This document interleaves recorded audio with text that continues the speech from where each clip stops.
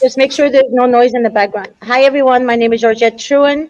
I am the host of um, this show, Fight CPS with Miss G, and I have a special guest today. Her name is Katie. I choose not to give Katie's last name because she's a truly a victim of human trafficking and a victim of CPS. And her child is also a victim.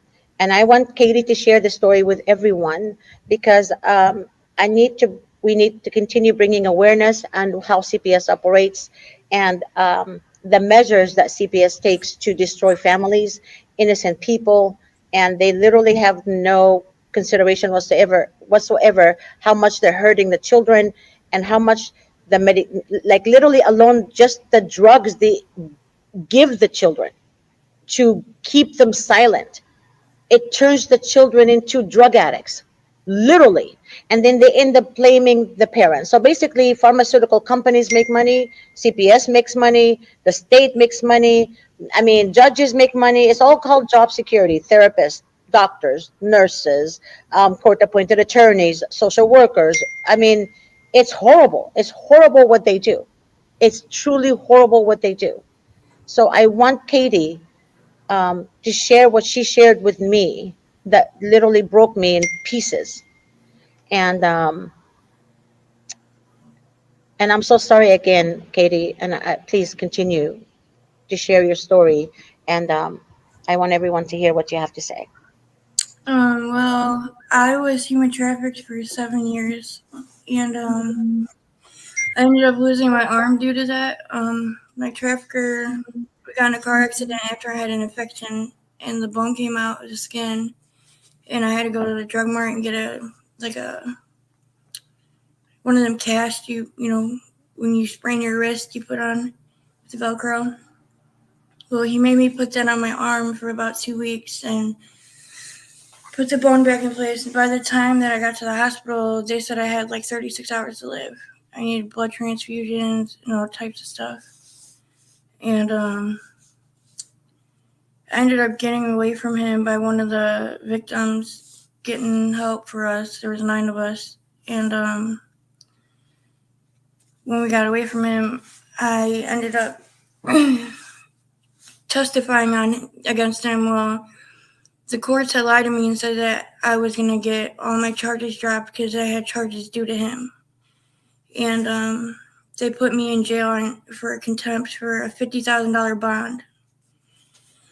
So I ended up doing like 2 months in there. I was on heroin really bad and crack cocaine, whatever I could get my hands on. And when I was in jail, I testified against him. And the crazy thing was, they didn't separate me away from him in the van getting transported. Well, when I testified, he ended up getting 187 years or 100, something like that. Well, when I was in jail when I testified, they didn't drop my charges or anything like that. So my daughter's father ended up helping me get out of jail, and I did like 62 or 72 days. And the day I got out, I got pregnant. So 8 months later, I had my daughter, and nobody had gave me any type of help for my trauma. So I was on crack when I was pregnant, and my daughter tested positive. CPS came in. She completely ignored me. She wanted to just talk to her dad. And she was in the NICU for over like a month and a half. And I stayed every day with her. They did like boarding with moms there. And then like she kept saying like I was avoiding treatment, but I wasn't. I was there to take care of my child. Because she was, when I got out, I got on methadone to keep me off heroin. And my daughter was on it, so like they were detoxing her off the methadone. And everybody said that was the best choice to make was to be on the methadone. Well, She When ended you up, say everybody, what do you mean? Who told you that the best thing to be is on methadone? instead of using heroin, the best choice I made was, stay on, like, the doctors and stuff. Like, I made a good choice by staying clean and being on that. Right. But when you're being trafficked, right, they usually, I mean, not usually, all the time, what they do is they get the women, the young ladies hooked on drugs, Yeah. and you're forced to literally do drugs. And if you don't want it, then they inject you forcefully. Um, Um, I was beat. I was the worst victim, um, and the longest victim. But the courts didn't even give me any help. They were supposed to help me with, so I didn't have time to prepare to be a mom because I didn't right, have any type of help. right. I, you know, I understand everything you're saying to me because I've met other victims of CPS as well, and they were being forced to do drugs. And then when they got pregnant, the ladies got pregnant, CPS went after their babies. Yeah, And the reason they do this is the reason they allow the children and the young teens to run away is because they know they're going to be trafficked. And a lot of people don't understand this. They're literally connected with the cartels. And people don't see that. People don't understand. They think it's because it's called child protective services. They're actually protecting the children and they're protecting the family. They're not protecting the children and the family. you're They're protecting protecting their yourself. money. Yeah, they're Yeah, protecting their money. They're protecting their assets. Their homes, whatever. It's called job security. And as I say to everyone, it's all about job security for them. And yeah. Her they're father, yeah, her and the father had doctor never too. touched drugs in his life. Never. I mean, he drinks every now and then, but a beer or two. But there's nothing wrong with that. But they gave him a drug test, and I told him, he's not never been involved with anything like this, Correct. and so he took the drug test, and it came back for cocaine in my prescriptions when I'm prescribed to, not what he's prescribed to. He's not on anything, so it was wrong. It was the drug test was not correct. Exactly. I believe that. I really do believe that because we have clients who never done drugs and they have clean drug testing. We had them do hair follicles. We had them do, I mean, random drug tests ourselves, right? In different Mhm. private, facility, and it's all negative. But the social workers, for some reason, it's always about drugs. Oh, they're doing this, they're doing this, they're doing that, but there's no evidence, right, to Mhm. back up their false claims, and the judges are okay with that. The judges are okay with that, and there is no checks and balances when it comes to the social workers lying, literally lying about everything in the reports and making parents look like they're literally horrible people when they're not. When the social worker told you that you can't take care of your baby because you're missing an arm, and she knew how your arm was But I missed, I mean, that was removed for a reason, and that you were being literally forced to be human trafficked, and still made fun of you not having your arm. but I took care of my daughter the whole month and a half I was I there. believe you. I believe you. Then she kicked me out of the NICU with no paperwork. Yeah. They just want your baby Yeah, because they know you can't afford an attorney, right? Because getting an attorney to fight CPS is extremely hard. yeah, And when you can't afford an attorney, what do? They take full advantage of you because you can't hire the best of the best, yeah. right? In order for you to hire the best of the best, the best of the best have to do way more work than the court appointed attorney, Correct. right? The best of the best will have to hire an expert to read the drug results, for example, right? I Yeah. mean, we're gonna have to subpoena the right people. We're gonna have to subpoena that social worker. We're gonna have to cross-examine her ass. All of that is very important, Yeah, I'm but all of strictly that costs on money, the law. even to I subpoena. don't. Correct. Yeah. It's even to subpoena, it costs money. What I'm saying to everyone out there, you guys, it's important to have a book that Attorney Davis explains to you what goes on in certain hearings of CPS case, right?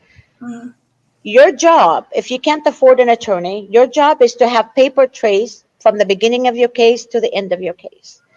That paper trace is going to indicate everything in Attorney Davis's book, right? I don't You're really not have. going to tell the attorney that, your attorney that, but what you're going to say is like, today, I mean, tomorrow is the jurisdictional hearing, whatever you need to say that Davis recommends in that page, right? Write it down in writing to your attorney. For example, if you need to file a 388 petition, write that down. Mr. So and so, I'm sorry, baby. What is that? A 388 petition is it's extremely hard form because you have to attach exhibits to it, right? So the 388 petition could mean different things. It depends. Like it could be for a grieving grandparent, for example, right? That's trying to get custody of their grandkids. Then they would need to file a 388 petition. So it's extremely hard to complete. That's why you need an attorney's guidance, right? So with something like that, also if you need to file an appeal, because oftentimes they don't want you to file an appeal, right? They don't want you to have a trial. And the reason they don't want you to have a trial is because they don't want you to fight this. They want you to give in. They want you to give up your children. Yeah, they want us to do that, and then sister wants to take her. Correct. Yeah. So I want you to finish what you're saying, and I'm going to go get Attorney Davis's book until you're done. It's actually in my office. I'm in the conference room right now. I'm going to go get it from my office, and I'm going to break it down to you guys right now. So go ahead and finish, and I'll be right back. Okay.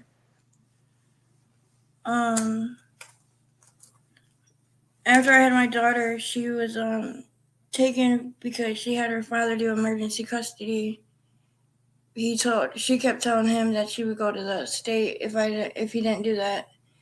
Well, I went through treatment for 45 days, and I didn't get a visit from to my daughter for almost 50 days after she got home from the hospital. And he when I got out, me and him, we're trying to make things slowly, but get our family, together. And she was at his sister's house, and she came back, and she had bruises on her arm and a welt on her arm. So I had said something to him, and he had my grandma watch her when he was at work, and I was there. I was never unsupervised, but she never had a mark on her when she was with my grandmother, not once. And then she never had a diaper rash. She got a diaper rash so bad that it turned into a yeast infection. I can't hear you. If I may ask real quick, Katie, why didn't they leave the child with the grandmother? They said she's too old. How old is the grandmother? My grandma's 76, but she works 5 days a week How cleaning old a is she? building. 76. She works 5 days a week cleaning a building. She has no problem getting around. She moves better than me. I believe you. My aunt is 75, and she walks every morning at 5 o'clock. I mean, like literally, she has better stamina than me.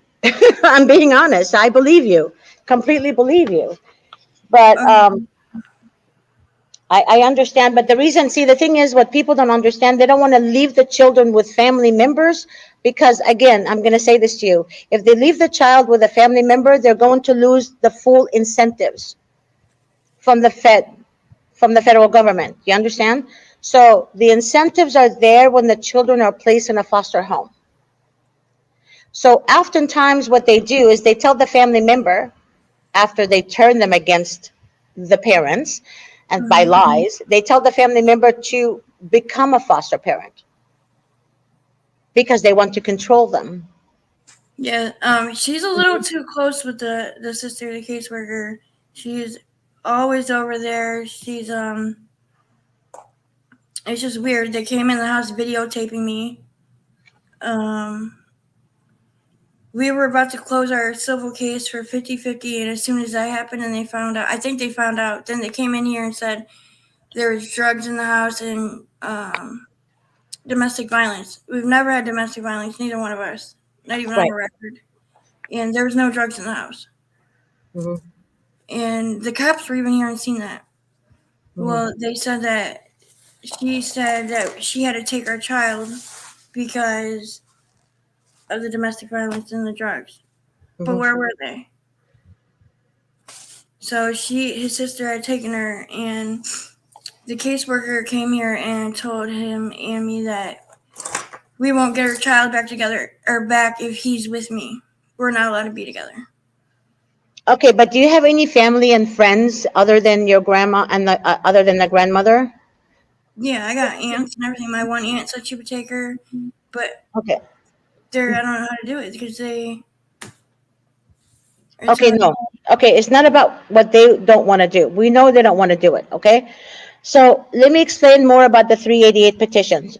So the 388 petition, Attorney Davis talks about it on his book, page 61. He says, and I quote, "One of the first things I recommend is that the parents file a 388 petition and ask for several different remedies.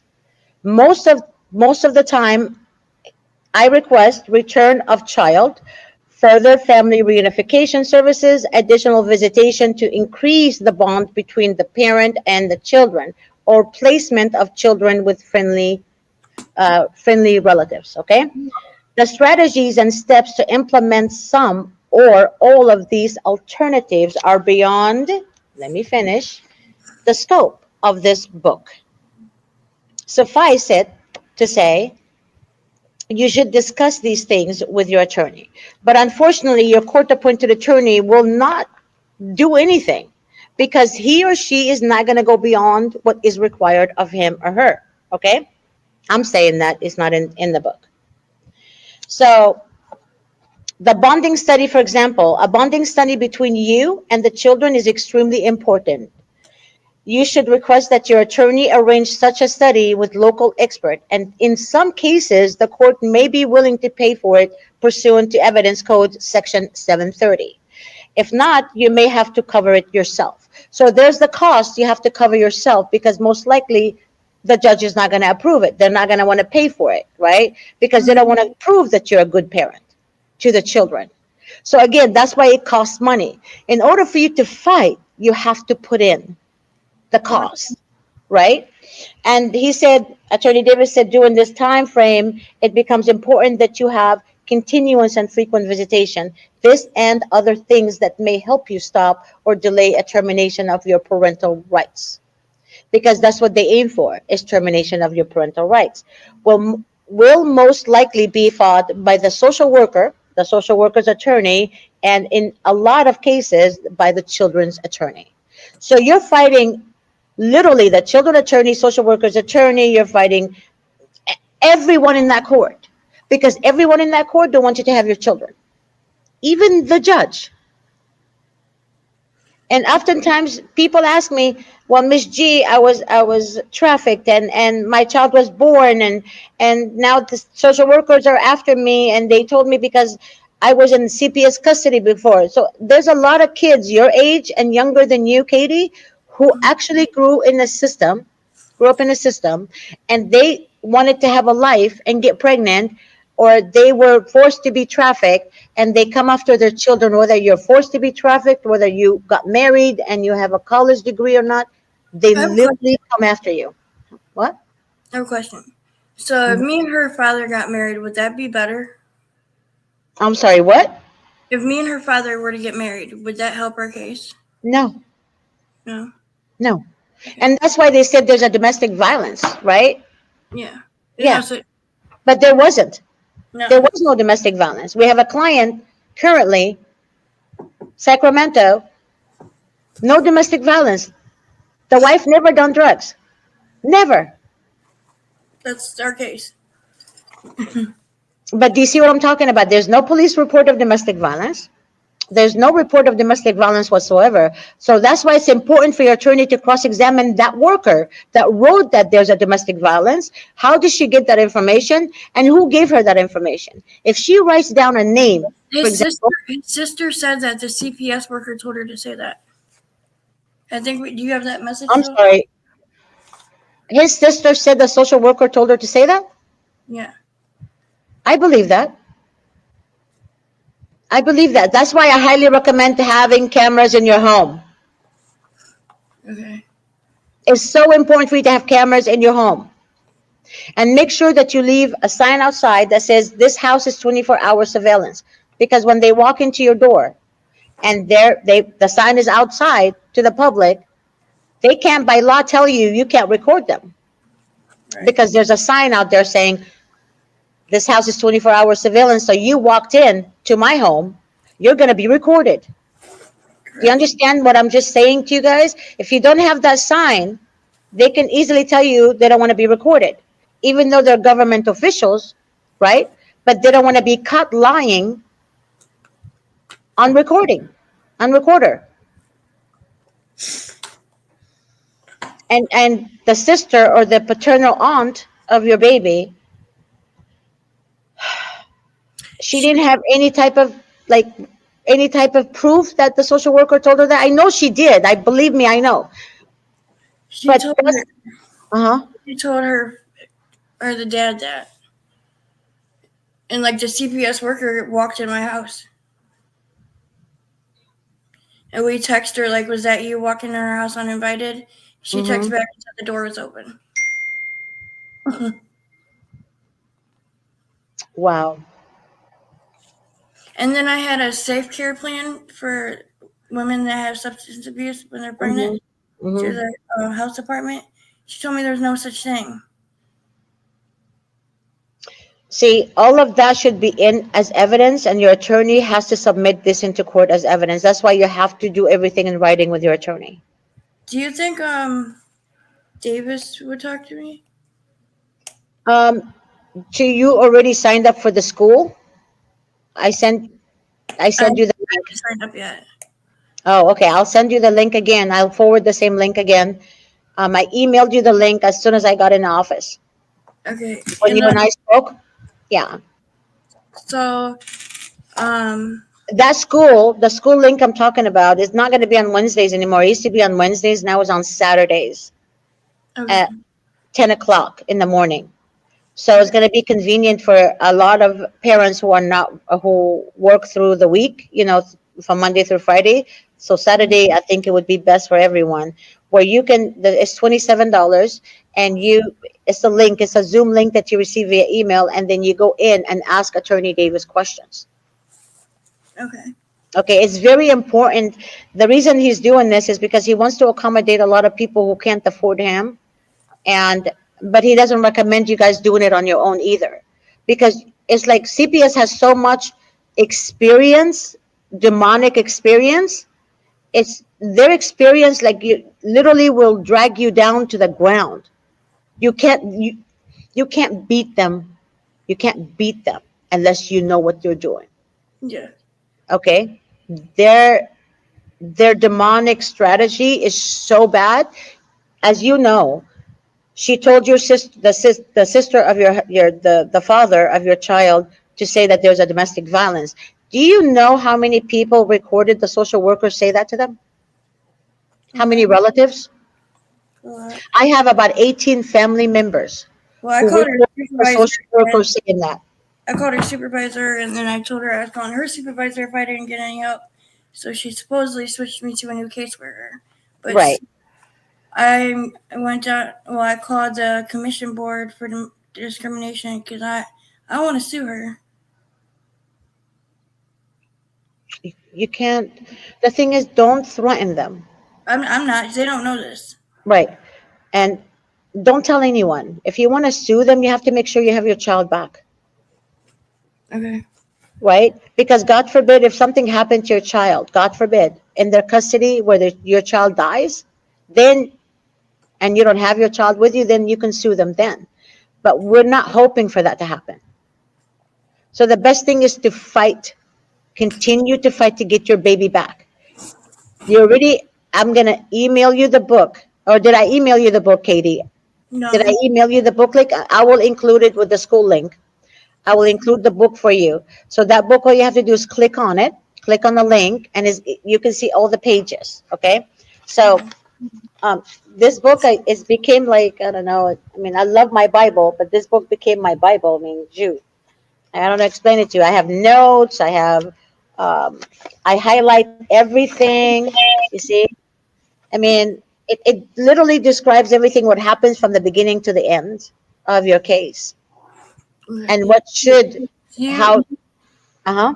do you think we should go for the and file that petition thing? See, I don't know what's going on. I don't know when, like, what type of hearing is coming up for you. Because, see, a lot of people think they can submit evidence, but you can't just submit evidence anytime. Yeah. Because the court hearings are in stages when it comes But to CPS. but she had Right? another mark on her arm last time she was at visitation. Okay, then you need to take a picture of that mark. I did, but nobody's doing anything. It's not about nobody, it's what you need to do. You need to email it to your court appointed attorney and I did. CC the supervisor, social worker supervisor. I know she doesn't care, but you need to have paper trace. Paper trace is so important. Yeah, How I you sent collect her. evidence is important, Katie. It's very important how you collect evidence. Yeah. Okay, sweetheart, I can go over that with you 100 times. But if you don't write it down and know what type of evidence you need to collect and how to collect them, you're going to be lost. Because not every time people say, I have evidence, they have evidence. It's not true. Some people have really bad evidence, it's not going to work for them. Okay? Hmm. So you and I can talk later on tonight and I can get more information about what type of hearing is coming up. If you don't know, find out by emailing your court appointed attorney. Okay. Okay. Again, in order for you to win a case like this, you have to have paper trace and you have to have the right team to fight this case. Okay. Okay. And that court appointed attorney better do his job or her job because the amount of paper trace that you have against them, you can report them. But most likely the state is not going to do anything because the state is giving them instructions on how far they can go, Okay. right? State bar, it's all connected together. But at least have paper trace because it's important. Because when you go this, take this to the social media, I mean, to the news, right? Hmm. When you find the right news that wants to take your story, which I will help you with that, then you need to show them that you've done this, here's evidence of all this. Okay. Okay? That's very important. And also, I know you guys are suffering, and I know you guys went through hell and back with these social workers. And I was talking to someone today, and I said, may God have mercy on their souls. And believe me, I don't pray for them. I don't pray for these people. I have a hard time praying for the enemy. I don't know why God told us to pray for everyone, but I have a very hard time praying for the enemy because they don't stop. They continue to harm. And I know praying for them actually hurts them, but it helps you. I CPS needs to be stopped. The department needs to be literally removed It's like and his sister put has over money, again. and it's like that's whose side she's on. I'm sorry, His sister has money, and that's whose side she's on now. I didn't hear you, sweetie. Okay, she was on his side before, Uh and huh. then now like she switched sides because his sister has money, and that's where you know what I mean.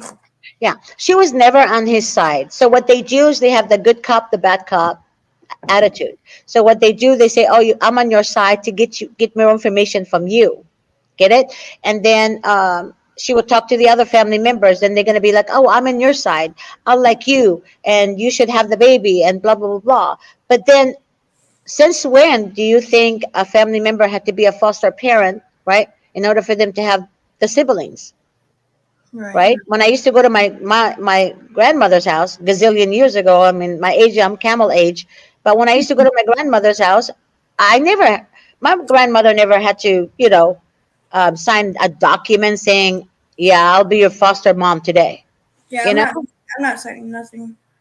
You know what I'm talking about. But what I'm saying is the reason they want to do that is to turn the family against each other and to take full advantage of you, the mother, Yeah. right? The mother is the weakest link to the child. You know why? Because mothers are emotional when it comes to their children, and they become weaker and weaker when the child is not with them.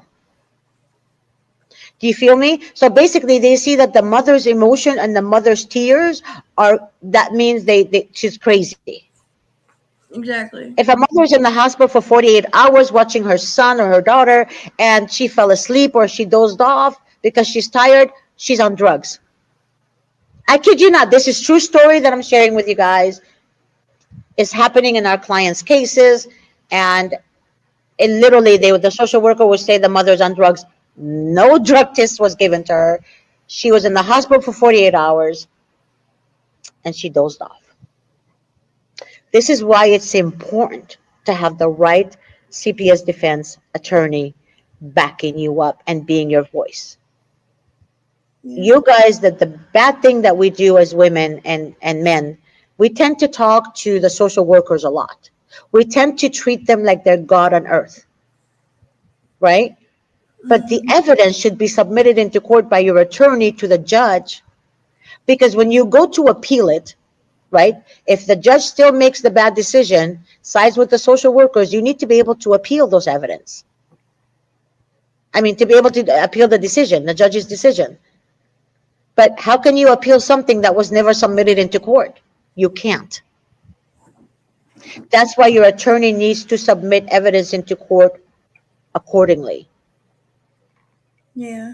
You understand? And that's why your attorney stops you from doing that, because he or she don't want to help you be able to appeal this. They want the appeal to be denied.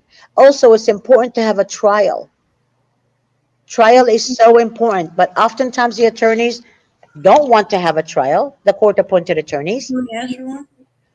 Right. They tell you that, discourage you. They say, oh, if you have a trial, you're going to lose. Really? They can predict that you're going to lose if you have a trial?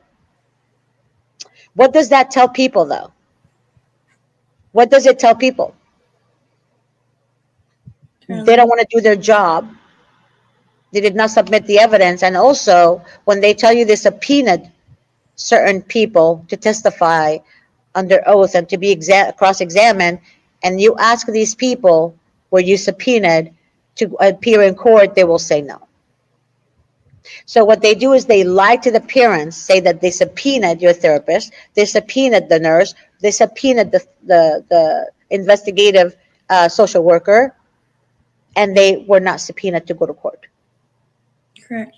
So be careful for that. So if your attorney tells you he subpoenaed, right, the hospital staff or whatever, the nurse, doctor, whatever, make sure that you say, per your conversation, attorney Jack, you mentioned today that you mentioned today at 12:30 p.m. that you subpoenaed Dr. Hackmeyer, you subpoenaed nurse Karen, you subpoenaed social worker Jessica Hernandez, you subpoenaed this. So you have to name everyone he said he's going to subpoena. Yeah. Okay?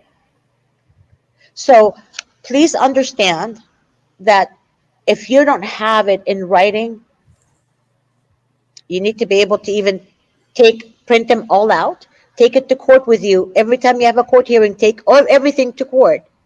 And if the judge said, well, we don't have the exhibits for, we don't have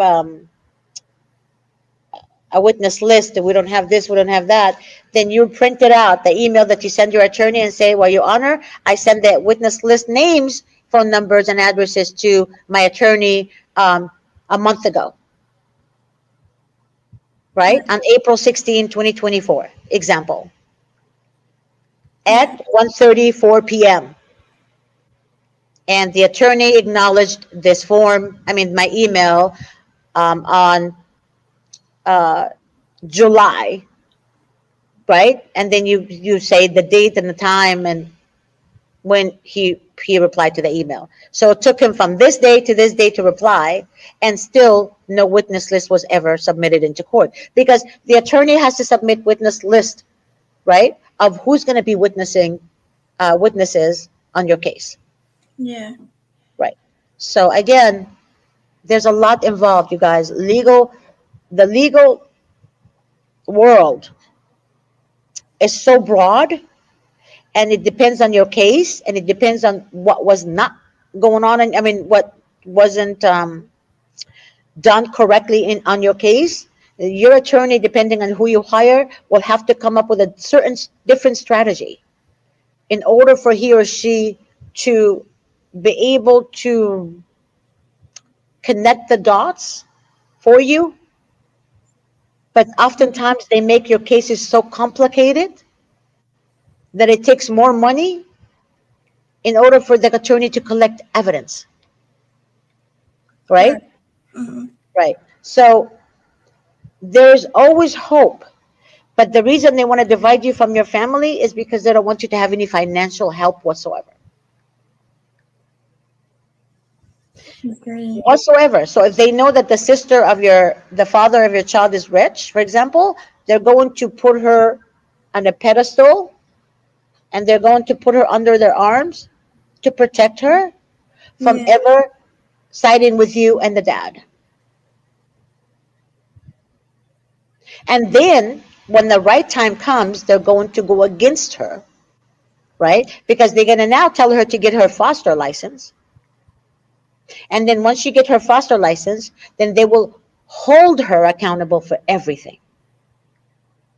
They're not going to leave your baby alone.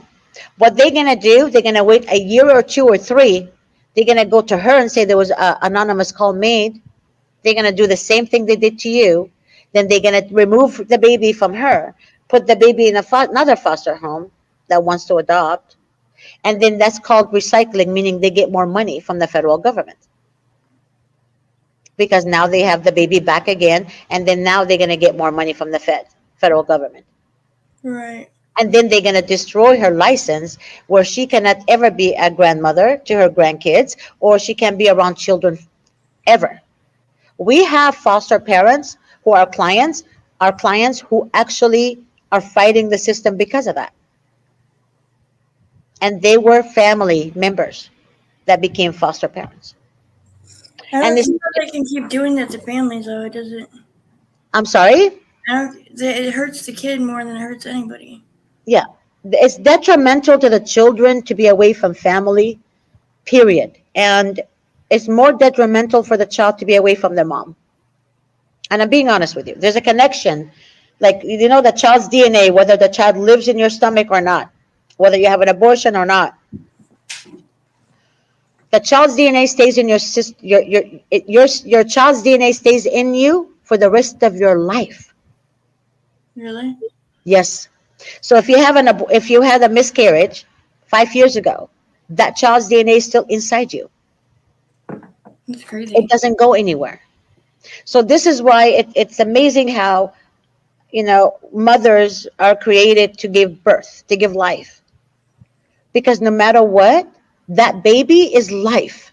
So Yeah. that baby connected to the mother on an amazing level, right? So when they take that away from mom, what they're doing is just destroying that. They're destroying that bond. Yeah. The child, whether the child is a newborn or the child is 8 years old, the child knows the mother. I kid you not. The child knows there's someone missing. Doesn't scent or something? Yeah. What? Doesn't a mom have like a scent, like smell for the baby? Yeah. The child knows the mother's scent, and the child knows the mother's heartbeat. Remember, our heartbeat's different. I mean, the heart rhythm is different, right? The child knows the mother's heart. That's why when you have a newborn and you put the newborn on, laying his head or her head on your chest, they can Yeah. hear your heartbeat and they fall asleep faster because in your tummy, they know everything about you. So the umbilical cord is connected. But even when they cut that cord, you're still connected, Yeah. right? The DNA is there. So what they do is they medicate children. They give them narcotic drugs, literally narcotic drugs to medicate them. And you know why they need to medicate them? Because they don't want the children to be missing their mother. Yeah, when me and my brother were young, we got taken away, and they put him on Adderall. And they Yeah, put him on such high milligram, he started hallucinating. yep. They start hallucinating, they start acting up, then they run away, and then I ran away. basically, yeah. So that's what they do to kids. And oftentimes they would put the child in a sex offender's home. Believe it or not, sex offenders have placement from CPS where they're sex trafficking children 9 and up. Sorry, I take that back, 7 and up. That there's a case in New Jersey. It was a 9-year-old and an 11-year-old that was being sex trafficked, and they were put in a sex offender's home as a foster parent. It's sad. Yeah. So basically, what people need to understand, just because they're called child protective services, it doesn't necessarily mean they're protecting the children. Anyone that takes on this role and continues to stay in that entity, they love to inflict pain on parents. Anyone that knows the corruption and resigns are the ones you need to trust. And I have 3 of them already. One of them was on my show. The other 2, they were threatened and they're afraid to show their faces because, again, they have family that have children. Yeah. Okay. And they will tell you if you speak of anything that went on in the department, they will come after you. So people understand that the ones that stay in that entity are not innocent. They are loving every aspect of their job. When they're stealing children, look at their faces where they're smiling at you. If you cry, they tell you don't you dare cry, because if you cry, you're never going to see your child again. Mm-hmm. Right? So you can't even cry. It's a natural feeling, right? When you separate mother, even when you take your son to daycare for the first time, you cry because you're like, oh my God, I want to leave my son. I want to go make sure he's okay. It's like a bond. You're separating yourself from a bond, right? And you just have to make sure your kid is okay. But even that, they see that as you're not a good parent. So what's right to them is wrong, and what's wrong is right. Mm-hmm. You understand what I'm saying, Katie? Yeah. So again, keep everything in writing, and I'm going to send you this book. And again, Katie, look at this. You see that? That's the content in the book, and it just literally tells you everything that you're going to be looking at. Yeah, I'd like to see that. Yeah, it's so important. And then here, my favorite part is the cross examination, evidence, collecting evidence. That's on page 35. Okay, Okay. right here, page 35. You see that, Katie? Yeah. And it tells you, Attorney Davis literally breaks it down for everyone. Um, and discovery of documents and subpoenas and um,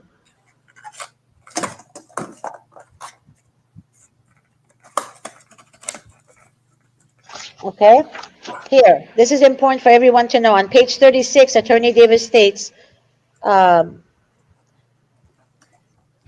Part C, it says review and discovery of documents and the subpoenaing of these documents to court. The law permits you to conduct discovery under local superior court rules and or the state of California rules of court, right? So in his opinion, he writes, this is a step which is not used enough. The social worker's record and files, which are different from the court's records and files. You understand? So the social workers have records and files that are different from the court's record and files. Should be obtained and reviewed. Should be obtained and reviewed. Are you listening, Katie? There Yeah. is always the strong possibility that these records and documents will contain information that could assist in your defense. Okay, so that's why it's very important. Sorry, that here we go. I know it's just turned off. It's motion sensor, but that's why it's very important to have the right attorney. But you see how he breaks it down for you guys? He literally tells you what you need to help you in your case. So you take that information, you email your attorney, your court appointed attorney, let them know he or she needs to do this. Okay. They're not going to do it, right? Mm-hmm. But you need to have it in writing. You need to print it out, take it to court with you each time Okay. to be prepared. Okay. If the judge mentions there's no motion was filed, well, I have an email, Your Honor, that I sent to my attorney to file a 388 motion. I have an email, Your Honor, that I sent to my attorney for subpoenaing documents to court, the social works reports, blah, blah, blah, blah. So everything, make sure that you email them way before the court hearing, right? So they have enough time. What excuse are they going to have? Nothing. Right. Okay. And you also need to write down the name of the social worker that told you you cannot take care of your baby because you're missing an arm. I hope to God that she will, one day it's not going to happen to her, so she can, she'll see how you're feeling. Do you want me to send that to you? Yeah. I want her name. I want all of that. Okay. Yeah. And I want her name, her department where she works. If you have her business card, just all you have to do is just send me a screenshot of her business card. Yeah. And I already texted Robert, the investigative journalist that I was telling you about, and Mm-hmm. he is aware of your story. He just wants more evidence, but he said to give him 2 weeks because he's working on another story. Um, he's gonna be on my show soon. I'm just giving him enough time to work on this other story for somebody that is a client of ours. Okay? Okay. Well, thank Um, you. you're so welcome, honey. And don't forget to send me the information. I'll send it to you right now. Okay, and I won't forget to send you the school link for Davis on Saturday and also the book. I won't Okay. forget. All right, sweetheart. Thank you so much, Katie. I'll talk to you later. Okay. Thank you.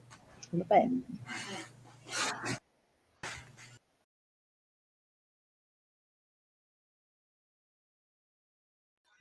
Hi, everyone. Sorry about that. So the show is coming to an end now, and I just want to thank you guys for watching, and hopefully you guys understood. Um, you got some right information from this show today. And I know a lot of you guys are victims and you're afraid to speak and you're afraid to share your story because, again, it's embarrassing to some people because you're being accused of something you didn't do. And you know for a fact you're a good parent. And I know for a fact you're a good parent. I don't need to live with you to know you're a good parent. When you fight for your children, you're a good parent, right? A lot of parents just leave their children in a firehouse. And even then, they're good parents too. They just want to protect them because they can't take care of them. So they want them safe so they give them to someone that will protect them. But in this case, when CPS is involved, they're stealing children from you forcefully. They're literally stealing your child. They're kidnapping your children legally. That's the part that you need to stand up for. And that's when you need to let your voice be heard and let your story be told. If you guys need to speak with me, you need to get a hold of me. You guys can meet me in the office. We're at 440 East Huntington Drive, Suite 100. Or you can contact me directly at the 626-631-8901. If you're out of state, um, you can also call the 888 number and ask for Miss G or Georgette, and they will direct you to me. Um, you can also email me at GAT, that's Gold Alpha Tom, at vincentwdavis.com. And if you have any questions, you can also email it to that email address and I will reply back to you. Just give me 24 to 48 hours for you to receive a reply. If you need me faster, you can text me at 626-631-8901. All right. Thank you guys for joining. God bless. And I will see you guys on Saturday at the school. It's you guys should really join that. It's $27 and you can ask Attorney Davis questions. If you guys need the school link, please email me. Request the school link again at my email address, which is gat@vincentwdavis.com. And the school is spelled SKOOL. Okay? Just say, Miss G, please send me the link for the school. It's going to be on Saturday at 10 a.m. Pacific Standard Time. God bless you guys, and I will see you guys tomorrow at 12:30 for the relatives fight CPS with Miss G. Bye bye.